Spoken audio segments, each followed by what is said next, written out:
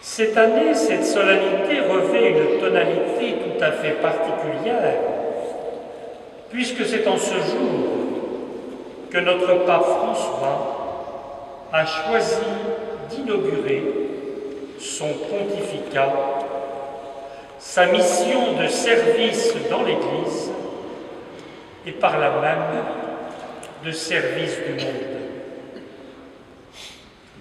Dans l'homélie qu'il a prononcée ce matin même, le pape François rappelait que Joseph a fait ce que l'ange du Seigneur lui avait prescrit, être le gardien. Le gardien de qui, ajoutait-il? Le gardien, bien sûr, de Marie, le gardien de Jésus, mais au-delà de cette seule famille de Nazareth, le gardien de l'Église tout entière. On comprend aisément cette extension en quelque sorte de la mission de Joseph, alors que notre pape commence aujourd'hui cette mission de veille, cette mission de garde, cette mission d'encouragement.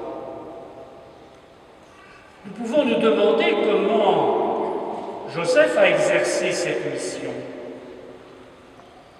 Le Saint-Père a donné quelques éléments de réponse. Dans le silence, dans l'humilité et la fidélité. L'accompagnement de Joseph a été un accompagnement de présence et d'amour dans le quotidien. Joseph est gardien parce qu'il est à l'écoute de la parole, parce que Joseph a bien compris que c'est Dieu qui construit. Dieu fait confiance à l'humanité, il va jusqu'à lui confier son Fils, lui confier sa création. Il fait de chacun de nous, comme il l'a fait de Joseph, des gardiens des dons de Dieu, des gardiens de la création, des gardiens de nos frères et de nos sœurs. Et nous redit le pape François, n'ayons pas peur de la bonté, n'ayons pas peur de la tendresse.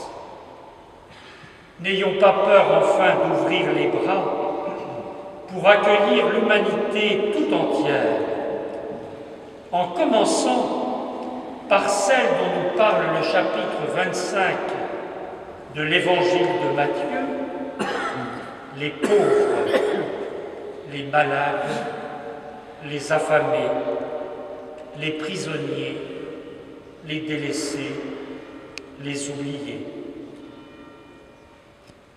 Marqués du sceau du Christ, nous sommes appelés à nous mettre en route, comme Abraham, qui s'est laissé guider, sûr que le Seigneur le conduirait là même où il l'attendait.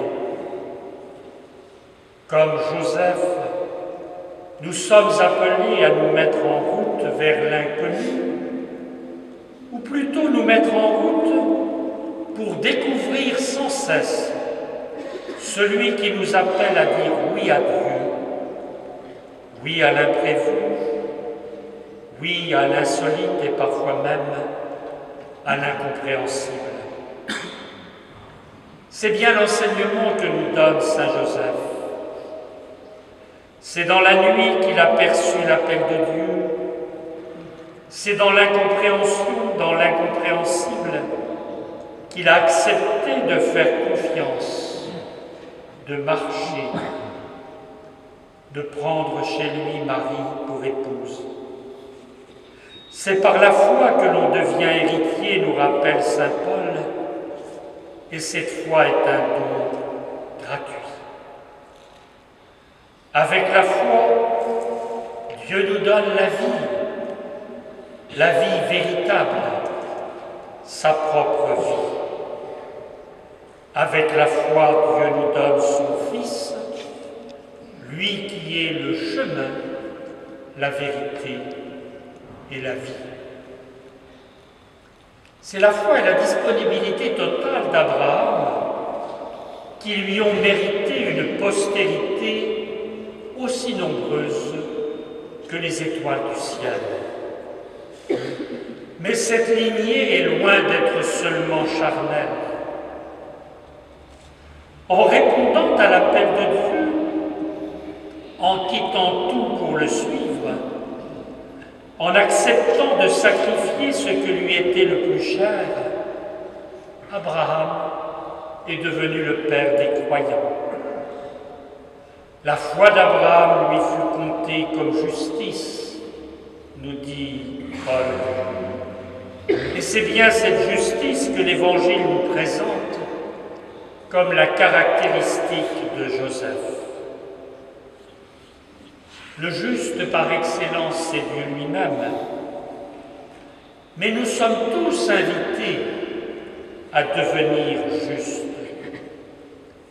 Mais nous ne le sommes, nous ne le serons que si nous nous laissons ajuster, façonner. C'est lui qui nous rend justes. Comme il a sollicité l'accord de Joseph, Dieu se sollicite notre accord. En soulignant la disponibilité, la douceur, la bienveillance, la tendresse de Joseph, c'est sans aucun doute ce que le Saint-Père sollicitait de Dieu même pour accomplir la mission qui lui était confiée. Que le Seigneur donne au Saint-Père toutes les grâces nécessaires à l'accomplissement de sa lourde tâche, mais qu'il fasse aussi de chacun de nous, dans le monde, des signes de la disponibilité, de la bienveillance, de la tendresse même de Dieu.